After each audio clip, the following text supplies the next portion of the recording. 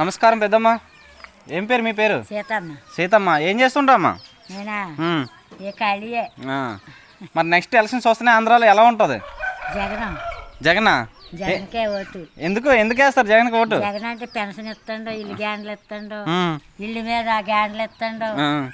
మాకు ఇచ్చినాడు ఇల్లు మీద గ్యాండ్. వచ్చిందమ్మా?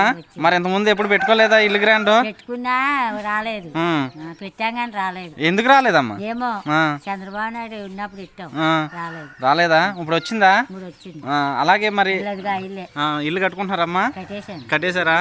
ఓకే, మంచిది. ఇంకా ఏమేం పథకాలు వస్తున్నాయి మరి మీ ఊర్లో? ఆడాలి డాక్రాలు మాపి మరి 18 సంవత్సరాలు 18,000 45 సంవత్సరాలు పడుతున్నాయి. కరువేముంది, భూమి మీద డబ్బు పడుతుంది. మరి ఇంకా మీ ఊర్లో చూసుకుంటే అభివృద్ధి పరంగా సచివాలయం అయితే కట్టారమ్మా? కట్టారు. ఏమేమి పనులు అవుతున్నాయమ్మా సచివాలయంలో? మీకు ఏమైనా పనులు అవుతున్నాయా? అన్ని పనులు అవుతున్నాయి సచివాలయంలో. ఓకే, మరి సచివాలయం రాకముందు ఎక్కడికి వెళ్ళేవారు మీ పనులు చేయించుకోవాలంటే? ఎక్కడికి వెళ్ళి వాళ్ళు బొడిపల్లిలో కోటవరకులో నర్సీపట్నం కాడికి వెళ్ళి. మరి ఇక్కడ అన్ని పనులు అయిపోతున్నాయి. అన్ని పనులు అయిపోతున్నాయి. మరి ఊర్లోకి పరిపాలన తీసుకురావడం వల్ల మీకు ఎలా ఫీల్ అవుతున్నారు? ఎలా ఉపయోగం ఉంది? మంచిదే, జగన్ వస్తే మళ్ళీ వస్తే మంచిదని మా అభిప్రాయం అంతే. మరి ఈ పథకాలన్నీ రావాలంటే జగనే రావాలి. మరి ఇంతకన్నా ఎక్కువ ఆఫర్లు ఇస్తున్నారు చంద్రబాబు నాయుడు. ఎక్కువ ఆఫర్లు ఇచ్చినట్టు ఇప్పుడు మాటలు ఇవ్వాలని చెప్పేస్తారు, అది ఇవ్వాలి కదా.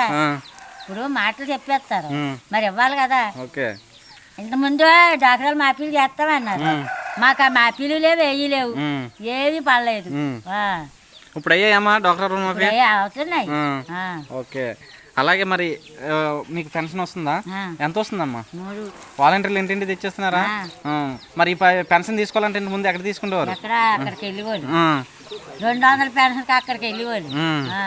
ఓకే, ఇప్పుడైతే ఇంటికి వచ్చేస్తుంది అంటారు. తెల్లారుజాము నెగ్గొడుతుండ్రు. ఫైనల్గా మీ ఓటు ఎవరికి వేస్తారు? జగన్కి. ఓకే అమ్మా.